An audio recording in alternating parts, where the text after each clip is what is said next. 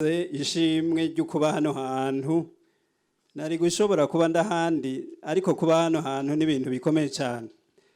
None rero reka dusangira aya majambo dusanga mu gitabo ca kabiri c'abami. Igitabo ca kabiri c'abami igice ni ca gatandatu. Naringiye kuvuga ngo n'amajambo muzi ariko burya Bibiliya murayizi yose, none ariko nta yindi tuzoronka ni nyene. Reka rero dusome gatandatu ku 15.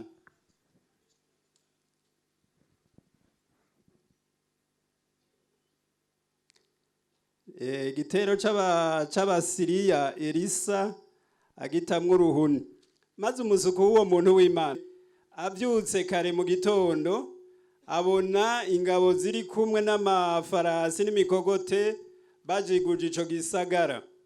Uwo musuku abarira shebuja ati biracitse databuja, none tugire dute?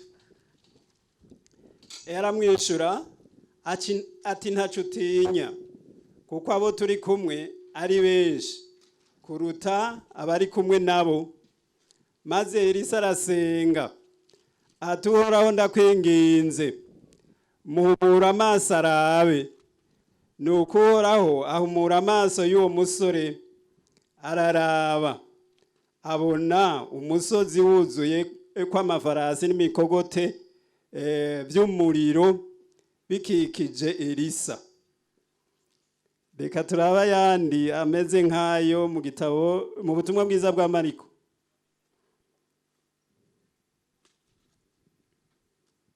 Ubutumwa bwiza bwa Mariko mu gice ca 8. Ntituza guteba cane naho mwobona ari mirongo myinshi. Yesu ahumura impumyi. Mariko 8:22. Baraza bashika i Betisaida bamuzanira impumyi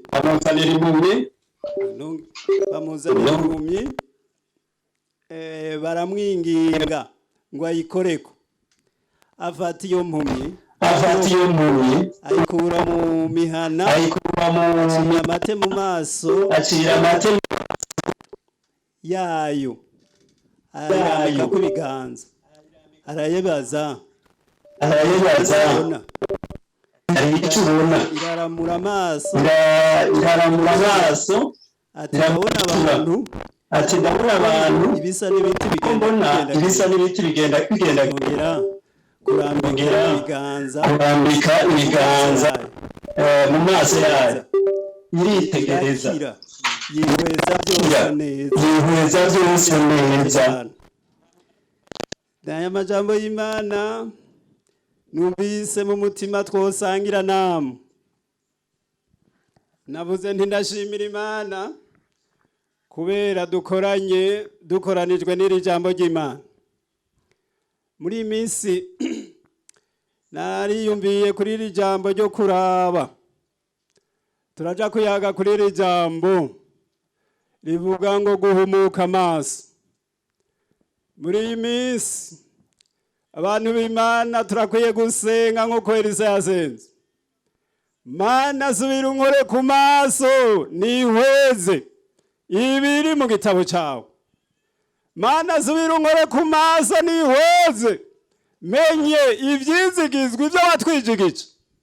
Ari igihe Pawulo yabasengera abanyefeso, murarizi rya sengesho arasenga ngo ndasengera abanyefeso ngo amaso y'imitima yabo yihweze. Tugikizwa Imana bugiye yadukoze ku maso, iradukora ku maso nk'uko kwiyimpumyi. Erega tuba tugwaye, abantu bose bari mu mwiza bataramurikirwa n'iri jambo ry'Imana. Twarumvise ijambo kwa Mungu, umukozi w'Imana yavuze ati nta muntu w'ikijuju abaho mw'isi.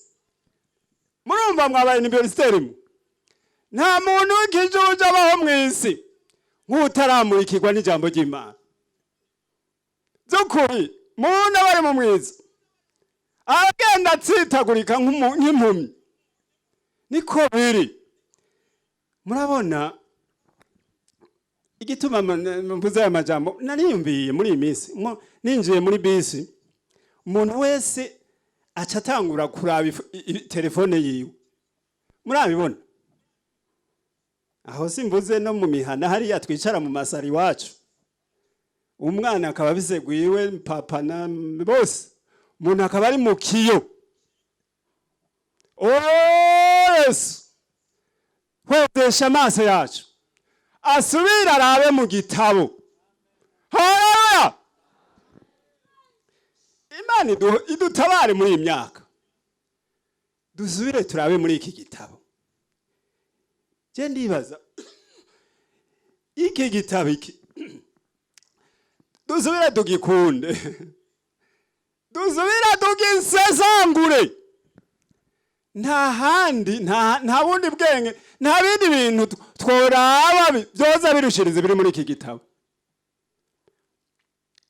Uriya muntu yari kumwe na Elisa yaraba ibishobora kuboneshwa n'amaso.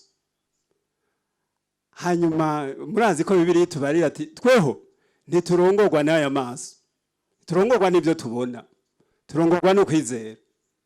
Haleluya! Elisa caramuremesha ati naho uvuga ngo biracika, hinge ndagusengere, ngira ndagusengere. Haleluya! Acara musengero. Yasanze bakikujwe n'umuriro, ingabo nyinshi. Bakundwa ba Yesu, dusubire dusenga Imana. Mana nkora ku maso, nsubire nihweze neza, simbona ibintu bigendagenda n'ibiti kandi ari abantu. Ayikora ku maso, irasubira iraraba neza, isi ikirabona. Mana nkuru yo mwijuru, natwe tudasenze muri kano kanya kugira ngo dukore ku maso, dusubire tumenye ibyo twizigizwa muri iyi myaka, ibyo waduhamagariye, ibyo ugomba ko tugenderamo. Niri jambo ry'Imana rikadusenga. Mana ndagushimiye, dukore ku maso, dukore ku maso, tumenye ingene tugenda.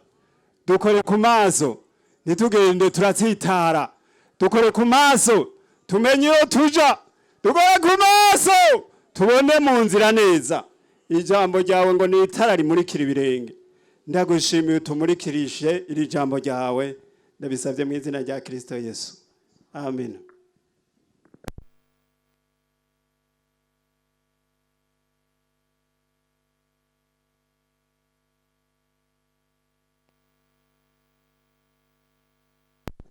Nimwabona helicopter hejuru yacu ntimutangara.